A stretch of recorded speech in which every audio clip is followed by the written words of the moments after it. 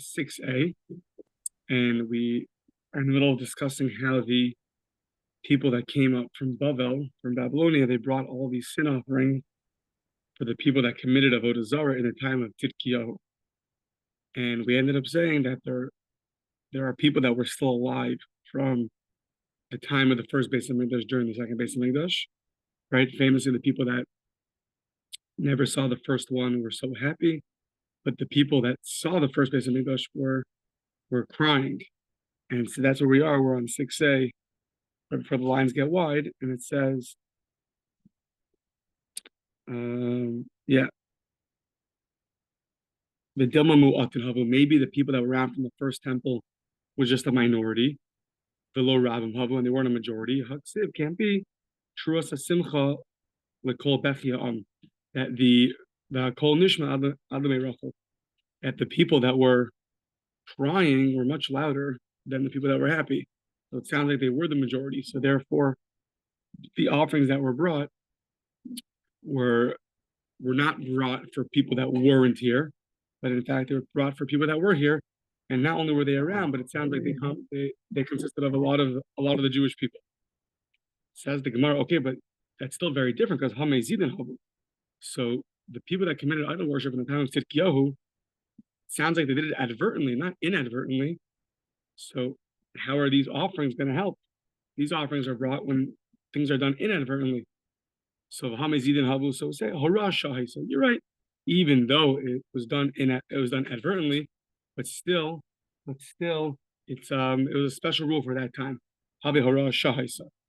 Now we're gonna bring a proof that there were special exceptions that were done then. So Hachanami Mistabra, this is very logical that there was a special rule, a special exception, as displayed by the fact that they brought these offerings for advertent acts, which usually are brought for inadvertent acts. Hachanami Mistabra, Dilo Tebahake. If you don't say this, Ayolim Tishim, 90 rams. Then say, the 96 rams, the Shisha Kvasim, and the Shisha Kvasim, Shivim Shiva, 96 rams and 77 sheep. So what are they bringing so many things for? So this abundant number of offerings was a special rule for just that time. So too, another special rule for just that time was that they can bring these offerings for which are usually brought for people that follow the erroneous ruling of the court regarding idol worship. Even though there it was advertent, but there's a special exception to the rule, and they were able to bring these offerings even for an advertent service of Avodah Zora. Okay, now Tana Rabbanan, Meis Echad Min HaTzibur Chayavin Echad Mi Bezdin P'turin. We're gonna have a cryptic brayso, so we're not sure who it goes like, and we're gonna try to figure out based on our 4 opinions that we've been discussing who this brayso goes like. So it says if one of the people of the congregation died, you're still obligated to bring an offering. So it's some kind of case where the court ruled erroneously and now people have to bring an offering. If one of the members of the congregation dies, you're still obligated. If one of the people of the court dies, then you are going to be exempt. So which opinion does this brayso reflect? Mantana, Amar Rav Chisda, Amar Rav Zera, Amar Rav Yirmiyah, Amar Rav Rabbi Meir. Maybe it's the opinion of Rabbi Meir here. Amar Bezdin Mevin V'lo Tzibur. Rabbi Meir says that the court brings an offering and not the congregation. So therefore, it makes sense that if one person from the congregation died, so then they still have to bring an offering, and if one person of the court died, then they're going to be exempt. Hilkach. Therefore, Meis Echad Min HaTzibur, if one person of the congregation dies, Chayavin HaKayim Kulei Bezdin. Even if one of the people in the congregation dies, but the court is still around, and as long as the court is around, so they're still going to be obligated to bring the offering. However, Meis Echad Min Bezdin P'turin, Pavilei Chatas Shemeis Echad Min HaShutfim. If one of the members of the court dies, and now the court, according to Rav Meir, the court is the one that's obligated to bring a sacrifice if they ruled erroneously and the majority of the people follow their ruling. So if one of their members dies, so that falls under the category of a sin offering that one of the partners dies. And the rule is by that you'd be exempt. You cannot bring the offering if your partner dies, then you cannot bring that offering. So and that's why they're going to be exempt. Okay. Says the Gemara, maybe not so fast. Maskif lo Rabbi Yosef, v'noikvik Rabbi Shimon. So says Rabbi Yosef, maybe make this brisa Rabbi Shimon. What did he say? He said that the congregation brings an offering along with the people. So the Amar Bezdani Matzibor, Meis Echad Min Atzibor, Chayavin, the Ein Tzibor Meisim, Meis Echad Mi Bezdin Pturin. So maybe it's the opinion of Rabbi Shimon, who says that the court brings an offering with the congregation. Both parties have to bring an offering. And now the rule is that if one person of the congregation dies, they're still obligated. Why? Because of this rule that we discussed yesterday, the Ein Tzibur Mesim, the idea of a congregation never dies because there's always somebody around. So, but however, Meis Echad Mi Bezdin, but if one of the people of the Bezdin dies, then they are exempt. Like we said, that it's considered to be like an offering of partners. So if two people own a sin offering and one of them dies, then you're exempt from bringing that offering. So too here. So okay, so that's that. So maybe it's Reb Shimon. Amar Abaye, if this would be the opinion of Reb Shimon, then we would come to the following conclusion. Amar Abaye, Shma'ina le Reb Shimon Amar Chata Shutin, Ina Mesa, that we hear from this, then we understand that according to Reb Shimon, he says the Amar Chata Shutin Ina Mesa. The problem is that we heard Reb Shimon say that really a chatas, who's a sin offering, who's that's owned by two people, Eina Mesa. It sounds like even if one of the partners dies, but still, you don't kill the animal. I mean, you could still bring it. It's still a valid offering. So, on the one hand, we want to say it's Reb Shimon because, and according to Reb Shimon, then if one of the people of the Bezdin die, so then you can't bring it anymore. The question is why not? And if you'll tell me it's because it's the same rule as a chatas, a sin offering, which is owned by partners. If one of the partner dies, you cannot bring that. But we're going to show you now that according to Reb Shimon, a chatas shutfin eina mesa, it still remains a valid offering, even if one of the partners dies. And if that's true, then how do we understand why, if one of the members of the Bezdin dies, they're exempt from bringing the offering? What could be the explanation? So let's see where Reb Shimon says. Is the Tanya Parvis Yishem Kippurim Sha'avdu. So we have a par and the seir. So the Kohen Gadol brings the bull and the he-goat of Yom Kippurim. Now, what happens if those get lost and you bring other ones in their place? You separate other ones. V'hifresh achareihem tachtehem. So now, if you had these offerings set aside, and now you lose them, and you set aside new ones. So, and I think let's say you find the first ones. What's going to happen? What's going to happen is that those are left to die. Those are left to die. So that's the opinion of Rabbi Yehuda. Different Rabbi Yehuda. Rabbi Lazar, Rabbi Shimon Omer, no. Yiru, you let it graze. You let it graze. You don't have to. It doesn't have to be left to die. It could be left to graze until it gets a blemish. Once it gets a blemish, so then you sell it. So Yiru lefisha ein chatas tzibur mesa, because the rule is that a chatas tzibur, a communal sin offering, which the one on Yom Kippur is, that does not die. Meaning that the rule is that if something happens to that animal, like one of the partners, like in our case, it gets lost, replaced, and then found again, so it does not die. So, okay. So,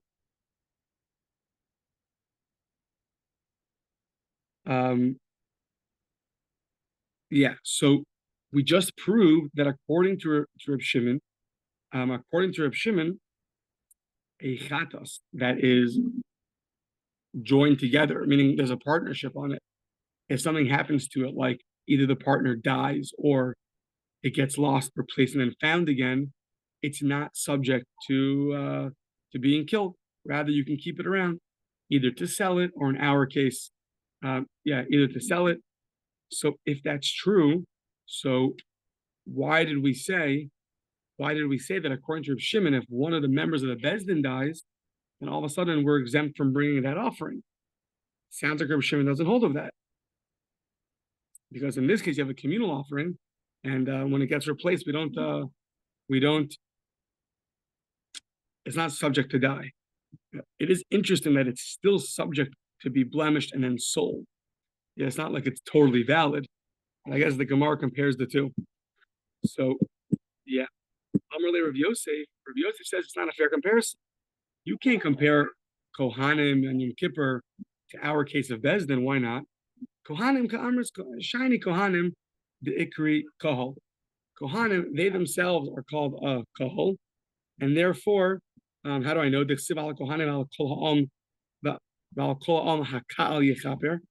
Kohanim and the whole nation, the Kahal will atone for them, referring to the Kohanim. So, since the Kohanim themselves are called the Kahal, that's going to be they're going to have different rules. Maybe only there do we say that that the offering's okay if something happens to it, like it's lost and replaced. But maybe Bezdin, which is not called a Kahal, maybe Bezdin, though, if one of the members dies, then it would be invalid to bring that offering.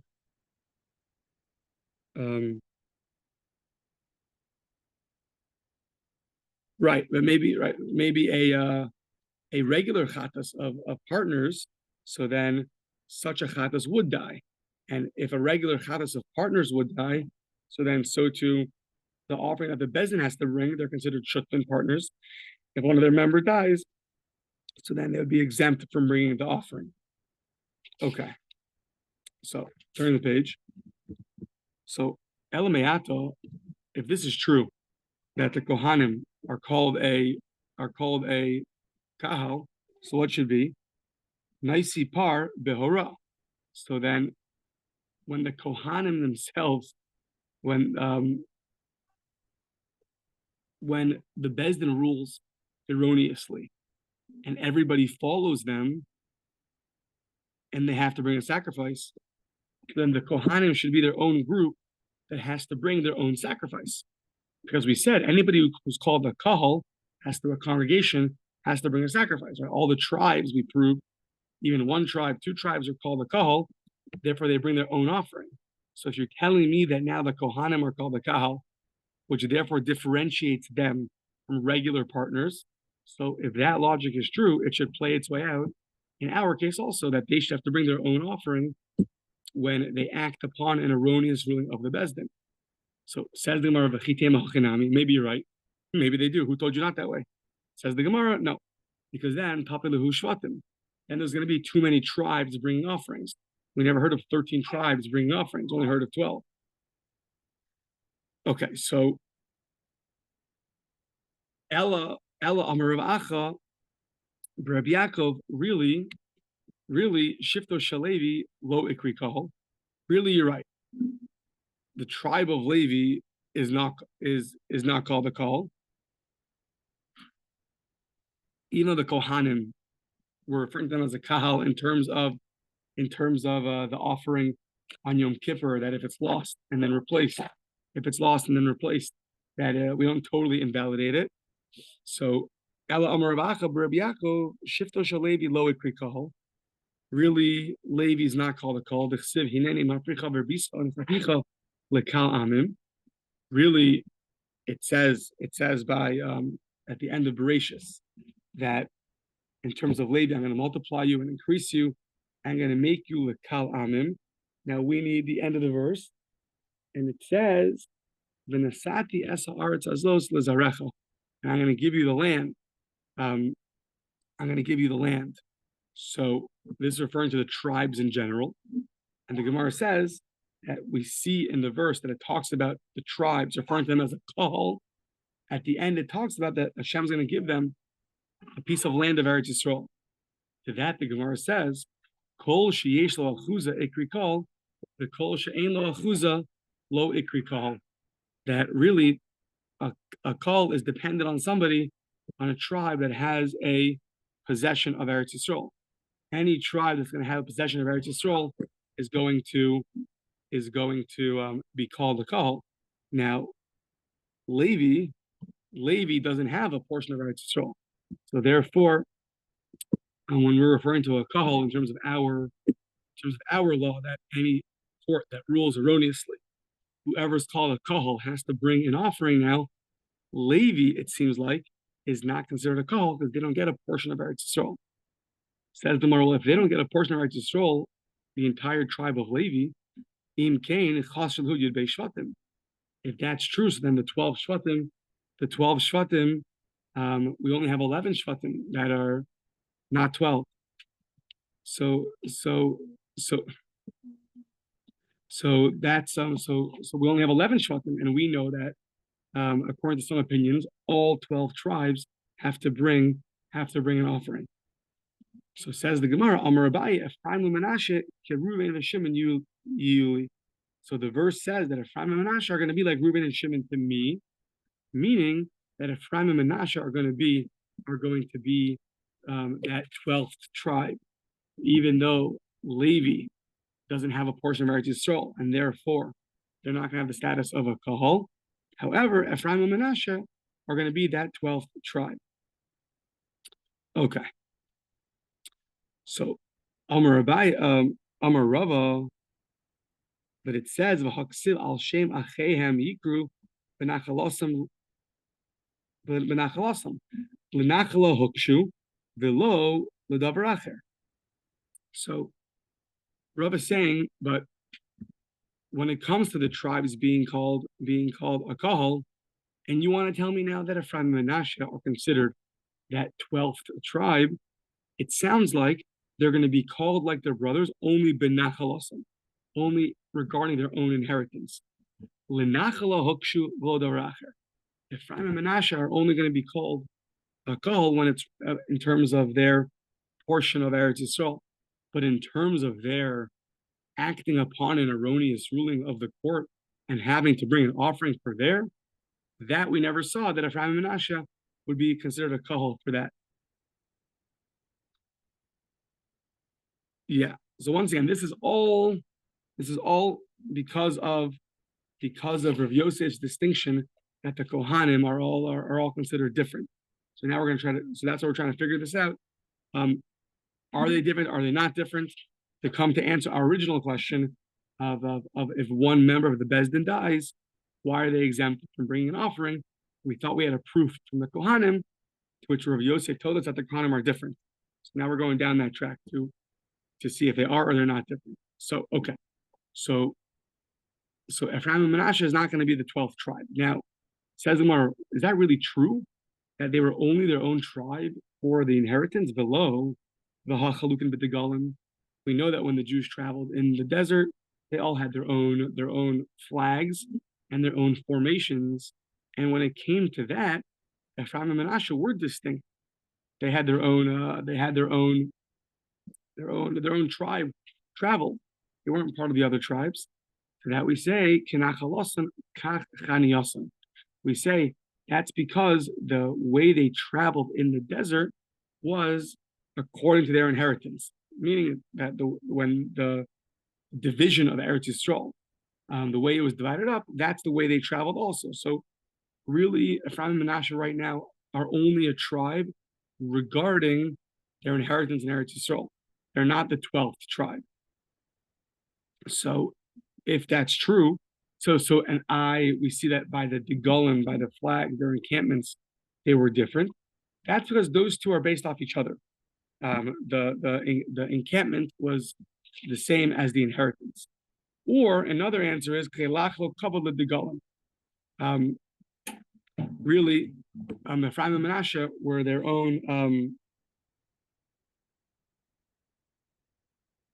Ephraim and Menashe were considered the tribes in order to give honor to the Degalim. It sounds like that to maintain the order of the way all the tribes were, it was more honorary to make sure we have tribe 11 and 12 Ephraim and Menashe.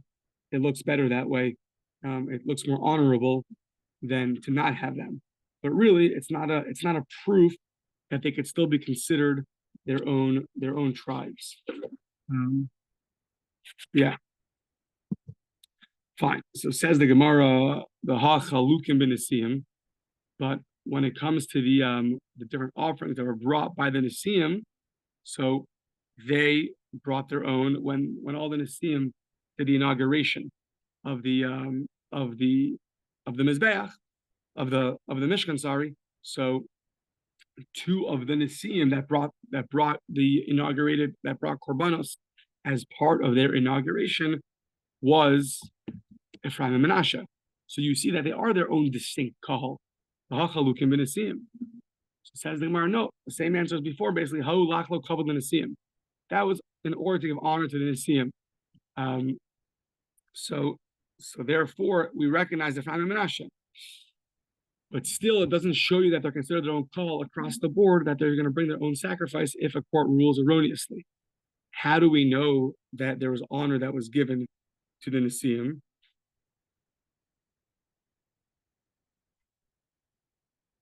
So let's see. The Tanya Shlomo Asa Shiva Yemei Chanukah.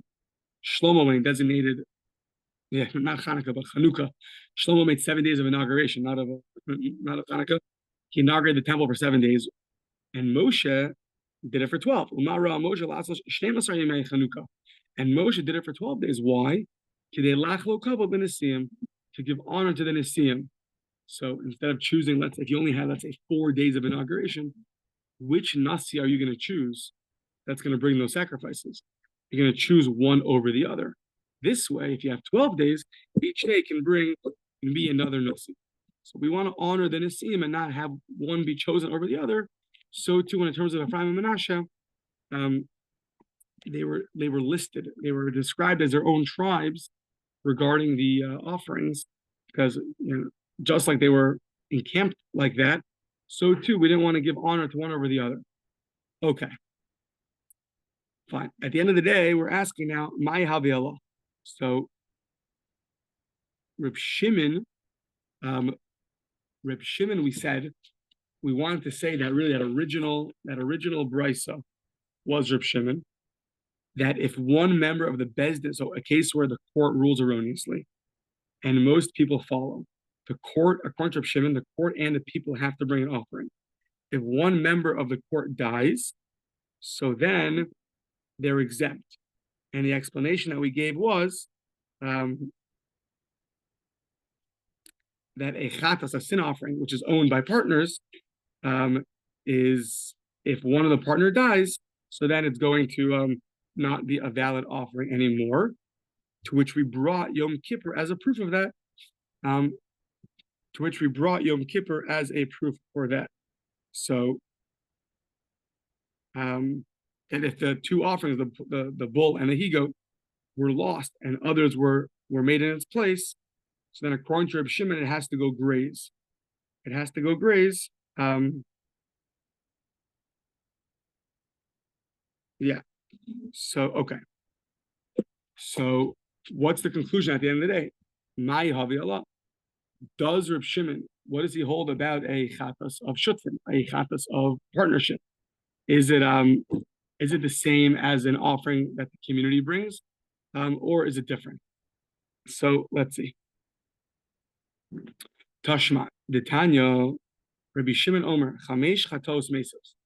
So there are famously Halacha Moshe Sinai, 5 sin offerings that are left to die. So what are they? Vlad chatas. So the offspring of a chatas. Let's say an animal was designated to be a chatas, and then it gave birth to another animal. So that animal that's born now, so it also has the status of a chatas, but it can't be offered. since it wasn't officially designated as such, it can't be offered. On the other hand, it's going to have the status of a chatas. So that's one case. Utmuras chatas. We'll see hopefully in a year from now or less. Tmuras chatas is an animal, tmura, which you switch for another animal. So you take a regular animal and you swap it for an animal that was designated as a sacrifice.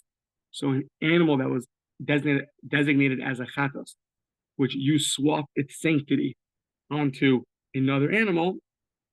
So even now, once again, that animal that you swapped the sanctity onto is sanctified. However, it has to die.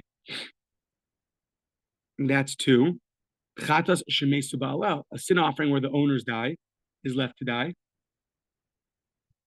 The chatas sheniskapru ba'alel, a chatas where the owners have received atonement, meaning, let's say you, like our case by the Kohanim, you set aside an animal, then they got lost, then you found the animal, then you had an animal as a chatas, you designated it, then you lost it. You replaced it with another animal and got atonement with that second animal. Now your first animal is found. What happens to that first animal? It has to die. And one more is the chatas she'avra shnasa, a chatas which year has passed without it being offered. Those are the 5 examples of offerings that have to die. Okay. Now, what's that have to do with us? Let's see.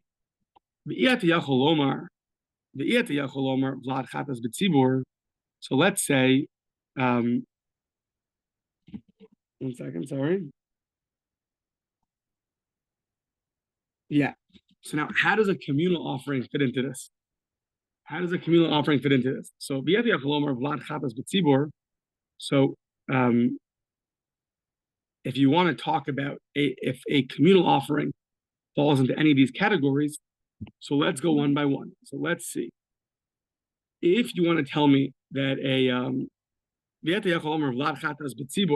so when it comes to the first one about a chatas giving birth, a communal offering is always a male animal. So the communal offering cannot be referred to, it's not one of those 5. I mean, it doesn't have that qualification. Furthermore, a communal offering cannot be referring to cannot have the same halachas of one animal that gets switched. That same thing gets switched onto another animal because because when it comes to a communal offering, you cannot swap that onto another offering. So that's not going to apply. And you can't talk about if the owner died because because a congregation never dies. So just because members die, it itself doesn't die. So all these 3 qualifications do not apply to a chatas of a tzibur. Okay. What about the other 2? So that the Gemara says, lo shamanu. That we never heard that this applies to communal chatas. Yachol yamusu. You would have thought that maybe the communal chatas whose owner died or whose year has passed without it being brought. So yachol yamusu. So amris yilmod sasam min hamifurish.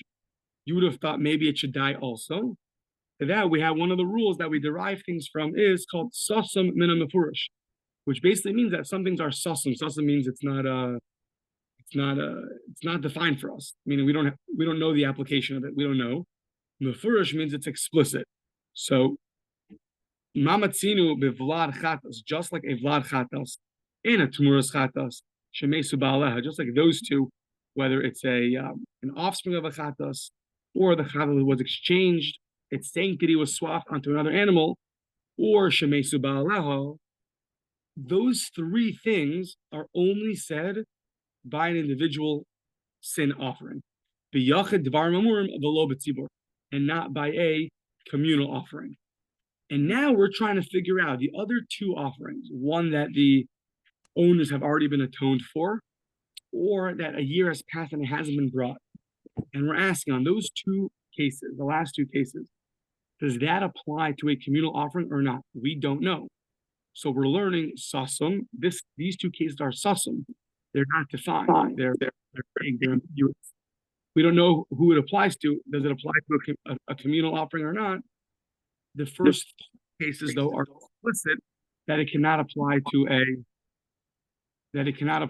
a communal offering. So that the Gemara says that's called sasum minima furish. So just like those three, just like those three only apply to an individual and not to a congregation.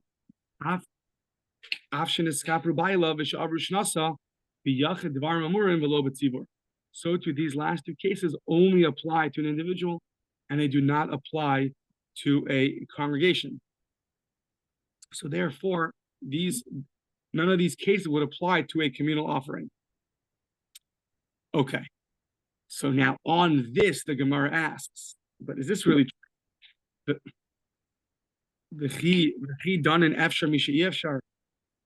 Usually we don't derive things that are possible from things that are impossible. So the reason the first three cases here don't apply to a communal offering is because it's, so to speak, it's impossible, meaning a communal offering is never a female, so it can't give birth. A communal offering, you can never bring a tamura.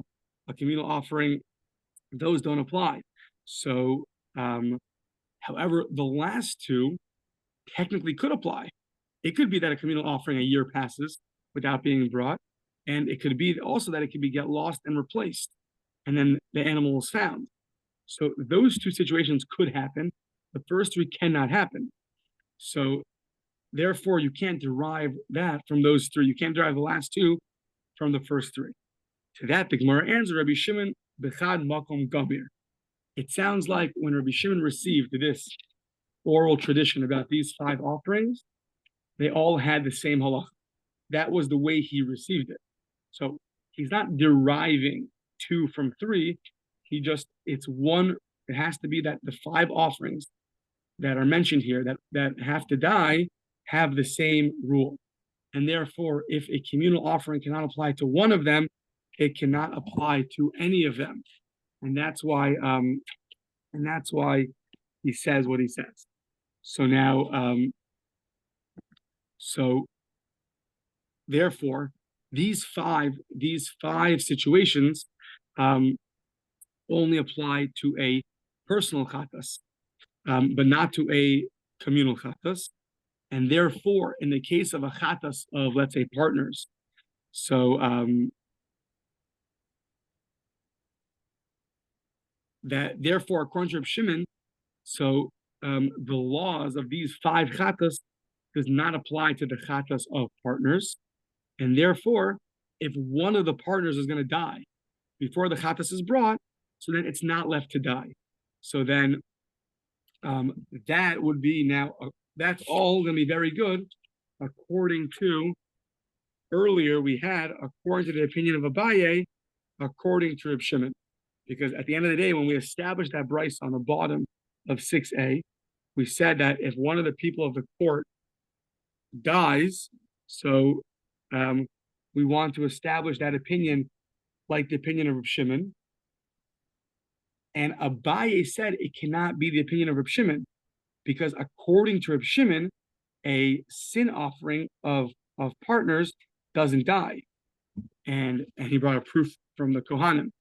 So once again, we had a brisa that said that if a Bezdin rules and most people follow the erroneous ruling, if one of the members dies, then you're still obligated to bring it. If one of the people of the court dies, you're going to be exempt.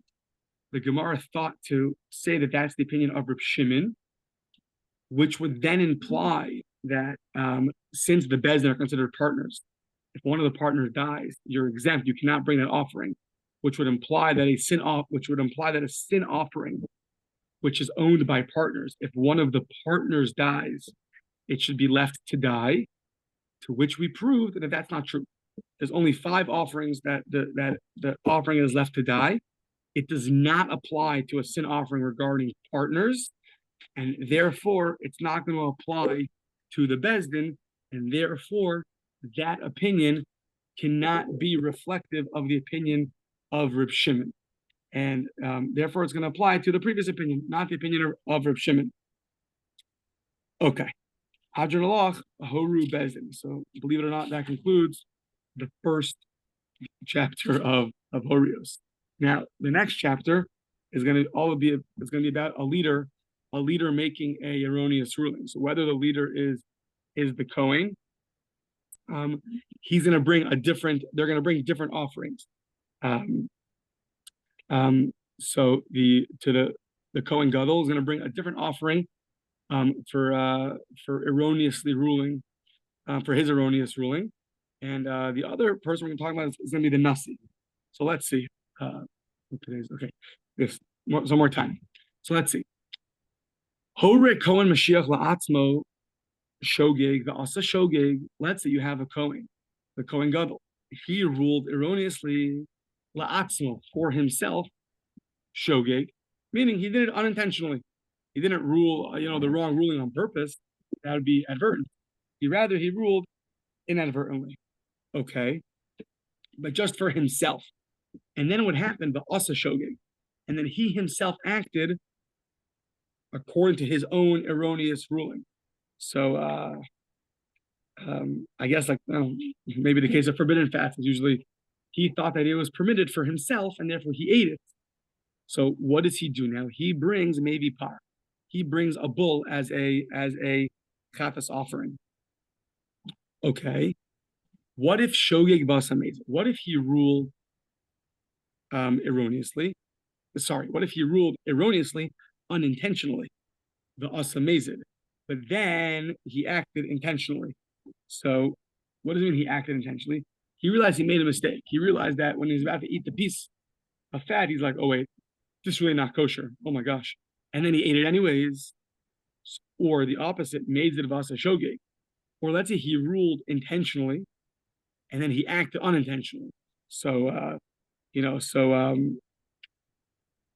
he ruled the mazid that he's gonna say, I will eat this.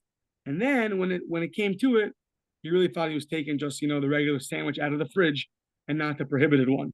So, Mezid vasa shogeg pater. Why? Shaharaz kol Mashiach la'atzmo is kiharaz bezdin l'tzibur. So the Gemara compares a ruling of a Kohen Mashiach for himself, the anointed Kohen ruling for himself, the same as a horaz bezdin l'tzibur. The same is going to be similar to the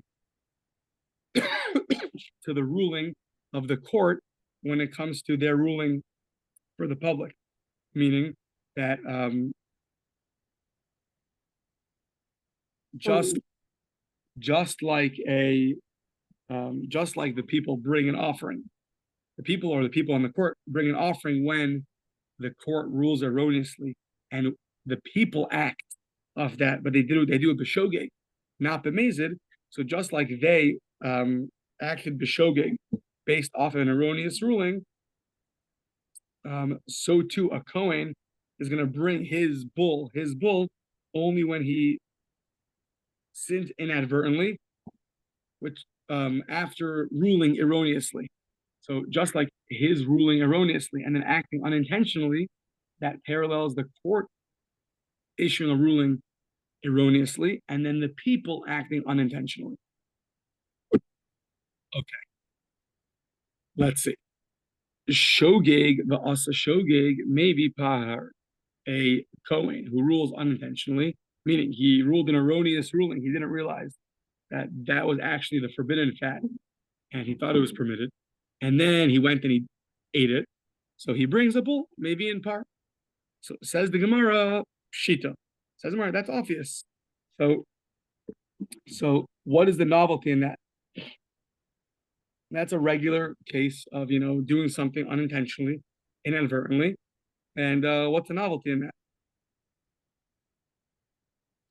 I think what it means is that the Torah says when he does something inadvertently, he brings a bull. So what is the mission? Just repeating to me the law in the Torah? So Amar Abaye, no, there's a certain novelty. The shachach me'ezetam hora. Interesting case that the Kohen Gadol permitted something, and then he forgot why he ruled what he ruled. Now, ubisha'a sheta'a, when he made the mistake, what did he say? Amar hareini osa al das hora asu. I'm acting based on my previous ruling. So he's ruling. He decided that this is going to be kosher for whatever reason, and now he forgot what his rationale was for permitting that. And at the time he's making the mistake, he remembers, I'm doing it based off whatever my logic was, which I don't remember right now. Something like that. So, okay. So therefore what? You would have thought that you would have thought that if he would have known his reasoning at the time he acted, he would have retracted. When he follows through with it, that's like amazed already. That's too close to amazed because really he's not so inadvertent. He just forgot the reasoning. If he would have remembered the reasoning, he would have retracted and not continued. So therefore, you would have thought it's closer to a advertent act than an inadvertent act.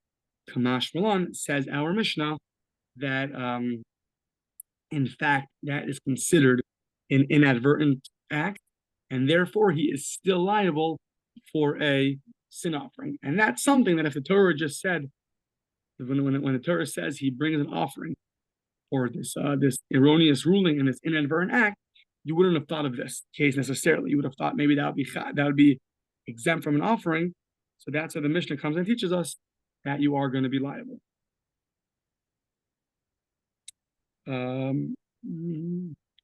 Let's see. Start the next section. Okay, we'll start. It says Mezid Vasa Shogeg, if he ruled intentionally and then he acted unintentionally. So he does not bring a chatas. Okay. Why? Because it has to be similar to the court. And just like when they rule, it has to be an erroneous ruling, and the people act, therefore, inadvertently. For the Kohen to bring his chatas, his sin offering, it also has to be that he himself ruled erroneously, and then the people, and then he acted b'shogeg. But if he did it b'mezid, if he ruled advertently and sinned inadvertently, he's going to be exempt from an offering. Says the Gemara Menon immediately. How do I know that we compare this to a court? The Tana Rabbanim, because it says in the Brisa, it says that the anointed Kohen is going to when he does an Aveira, it's going to be la'ashmas ha'am, la'ashmas to the guilt of the nation. Okay, so what does that mean? So Hare Mashiach Tzibor. So Mashiach, not the Messiah, but the anointed one, meaning it's a way to refer to the Kohen Mashiach. That we see that he's compared his sin la'ashma la'asham, his guilt is compared to the people, to the So Hare Mashiach Tzibor, that he's going to be similar to the Tzibor in terms of what? In terms of the laws of the chatas offering, and therefore his rules are going to follow suit with their rules. So says the Gemara, sounds like I don't need a verse for this. The halo dinhu, isn't it logical that what tzibur mutza michlal yachid, that really a tzibur is excluded from michlal yachid, meaning this idea that a congregation, when they sin erroneously, they have separate rules than an individual when he sins erroneously. Umashiach is mutza michlal yachid, and the anointed Kohen has his own laws. He's excluded from the regular law of a chatas offering. For example, a chatas offering is usually going to be a female lamb or a female goat, and here he brings a bull. So his laws are different. So now, mat tzibur, just like a communal offering, is excluded from the individual offering. So mat tzibur en chayavin ela al helam davar im shigigas ma'isa. Just like the community, when they have to bring an offering, they're only liable when the court rules erroneously and they acted inadvertently. So af Mashiach lo yehei chayiv ela al helam davar im shegagas ma'isa. So too the Kohen should be the same thing. He should only be liable lo yehei chayiv ela al helam davar im shegagas ma'isa.